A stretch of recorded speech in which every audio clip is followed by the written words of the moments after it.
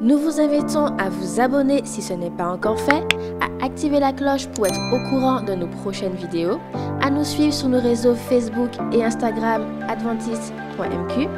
Bon visionnage et prenez soin de vous.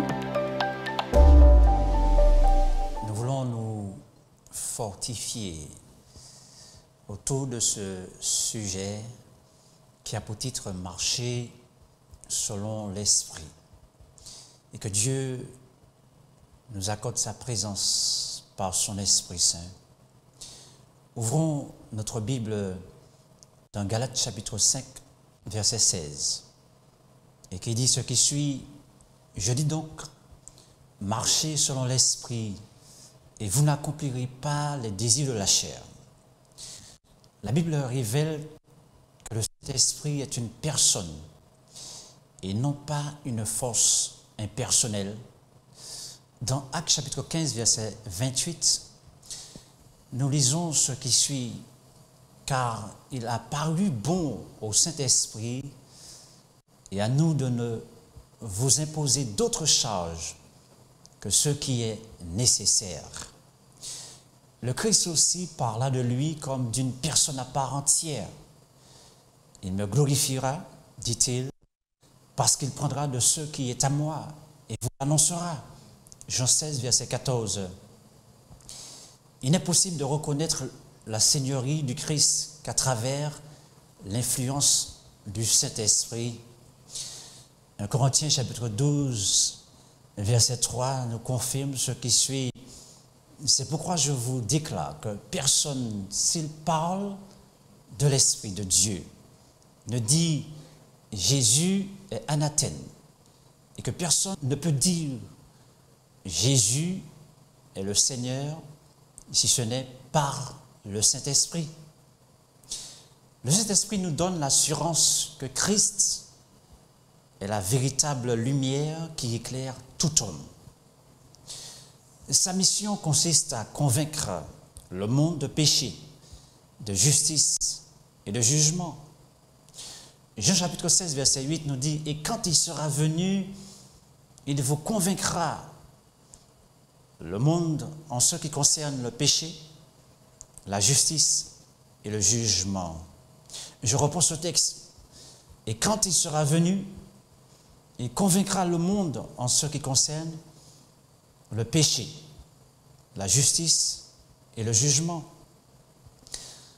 Avant tout, le Saint-Esprit apporte en nous une profonde conviction du péché, et tout spécialement le péché qui consiste à rejeter le Christ. Deuxièmement, ensuite, l'Esprit nous presse d'accepter la justice du Christ. Troisièmement, enfin, l'Esprit nous annonce le jugement. C'est un puissant moyen par lequel les esprits les plus obscurcis par le péché sont poussés à la repentance et à la conversion. La Bible envisage la relation du Saint-Esprit avec le peuple de Dieu. Pierre chapitre 1, verset 2 dit ce qui suit: « Et qui sont élus selon la préscience de Dieu le Père, par la sanctification de l'Esprit, afin qu'ils deviennent obéissants et qu'ils participent à l'aspersion du sang de Jésus-Christ, et que la grâce et la paix vous soient multipliées. » Cependant, personne ne peut le recevoir sans satisfaire à certaines conditions. Selon Pierre, Dieu a accordé l'Esprit à ceux qui persévèrent dans l'obéissance. Lisons ceci dans Actes chapitre 5, verset 32. Nous sommes témoins de tout cela, avec l'Esprit Saint que Dieu a donné à ceux qui lui obéissent. Le seul moyen pour les croyants de demeurer en Christ réside dans l'Esprit. Le Saint-Esprit, nous dit la Bible, est omniprésent. Nul ne peut échapper à son influence.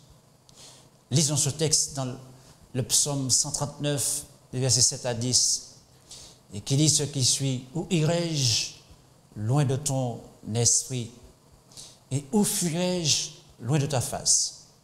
Si je monte aux cieux, tu y es. Si je me couche au séjour des morts, t'y voilà. Si je prends les ailes de l'aurore et que j'aille habiter à l'extrémité de la mer, là aussi ta main me conduira et ta droite me saisira. Le Saint-Esprit est omniscient. 1 Corinthiens chapitre 2, 10 à 11 dit « Dieu nous les a révélés par l'Esprit, car l'Esprit sonde tout, et même les profondeurs de Dieu. » Jésus assura les disciples qu'ils recevraient le Saint-Esprit comme son représentant. Dans Jean 14, 18, nous lisons « Je ne vous laisserai pas orphelins, je viendrai à vous. » Dans le Nouveau Testament, le Saint-Esprit est appelé l'Esprit de Jésus. Actes chapitre 16, verset 7, dit ce qui suit. Arrivé près de la Mysie, il se disposait à entrer en Bithynie, mais l'Esprit de Jésus ne leur permit pas. Le Saint-Esprit est appelé, toujours dans le Nouveau Testament, l'Esprit de son Fils. Nous lisons ceci dans Galates chapitre 4, verset 6, qui dit « Parce que vous êtes fils de Dieu, Dieu a envoyé dans nos cœurs l'Esprit de son Fils, lequel crie « Abba, Père ».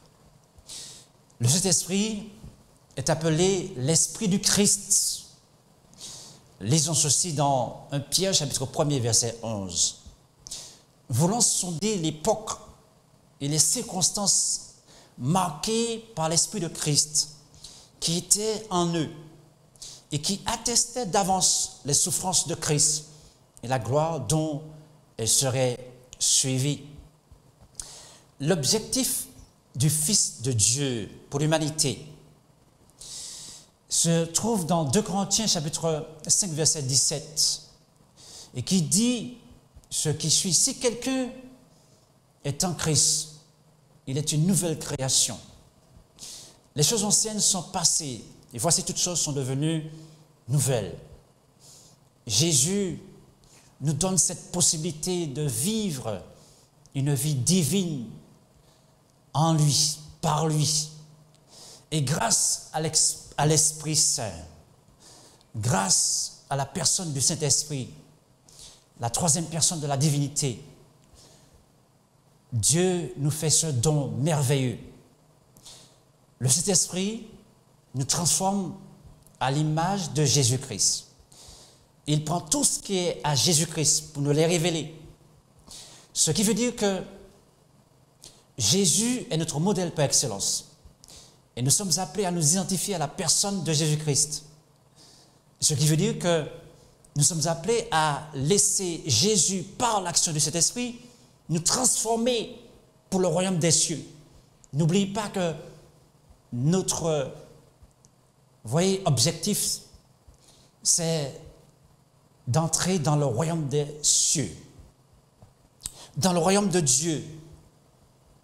Et pour y entrer, Dieu nous a laissé le Saint-Esprit pour nous permettre de remplir les conditions nécessaires, c'est-à-dire nous transformer à l'image de son Fils Jésus-Christ.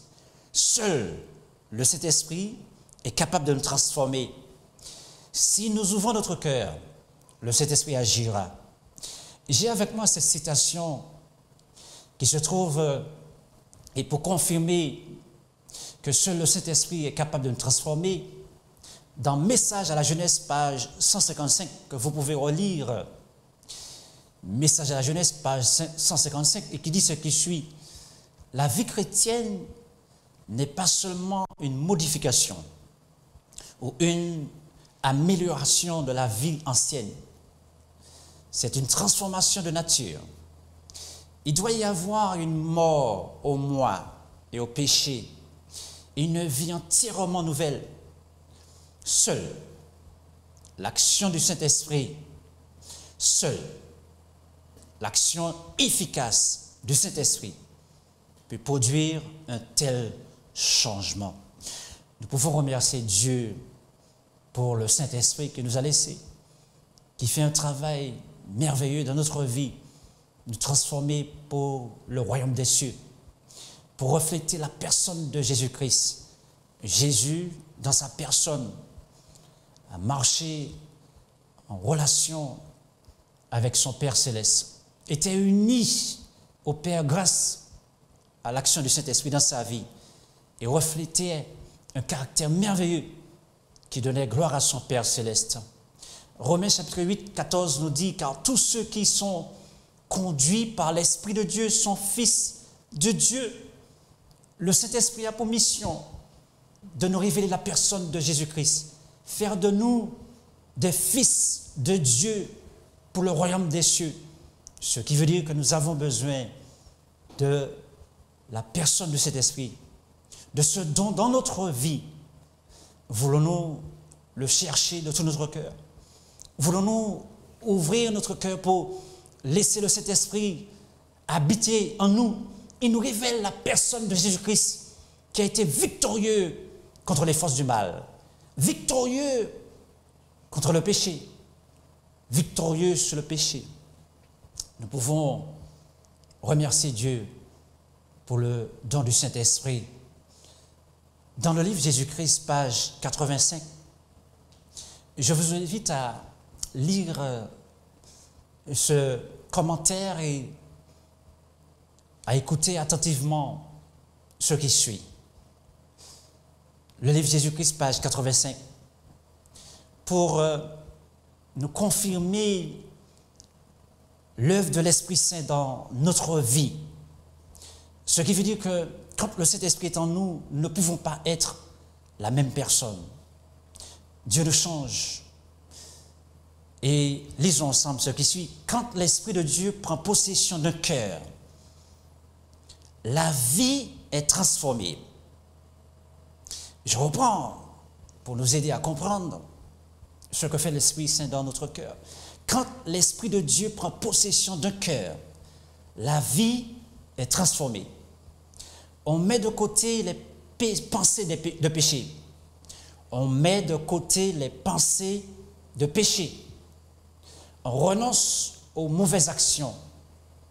L'amour, l'humilité et la paix succèdent à la colère, à l'envie, aux querelles. La joie remplace la tristesse et le visage reflète la lumière céleste.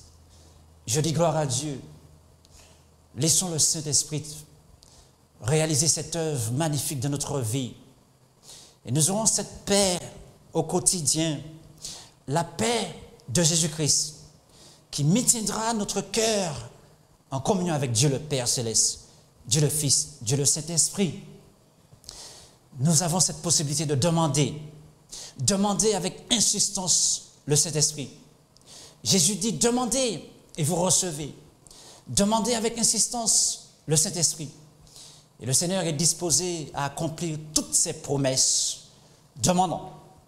Lorsque nous nous tournons vers Dieu, nous pouvons demander à Dieu de nous donner son Esprit Saint pour nous guider dans notre vie, pour que notre vie soit en harmonie avec sa parole et que son nom soit glorifié et que les anges du pays de la gloire nous accompagnent parce que l'Esprit de Dieu habite en nous et nous serons des instruments entre ses mains pour conduire d'autres au salut des âmes, conduire d'autres dans le royaume de Dieu. Voulons-nous ouvrir notre cœur à l'influence de cet esprit? Voulons-nous laisser la personne de cet esprit, la troisième personne de la divinité, habiter dans notre cœur? Cette personne qui sonde même les profondeurs de Dieu. Prendre possession de notre cœur. C'est ce que nous avons besoin en ces temps de la fin pour s'assurer une relation intime, authentique et d'amour avec Jésus-Christ, notre Sauveur et Seigneur. Je vous invite à prier avec moi. Notre Dieu, notre Père, nous voulons te remercier pour le don du Saint-Esprit et te prier de nous remplir de ton Esprit Saint pour te glorifier, pour te permettre, Seigneur, de nous conduire chaque jour sur le chemin qui nous donne la vie éternelle Au nom de Jésus-Christ, c'est pour ta gloire. Amen. Nous vous invitons à vous abonner si ce n'est pas encore fait, à activer la cloche pour être au courant de nos prochaines vidéos, à nous suivre sur nos réseaux Facebook et Instagram adventiste.mq. Bon visionnage et prenez soin de vous.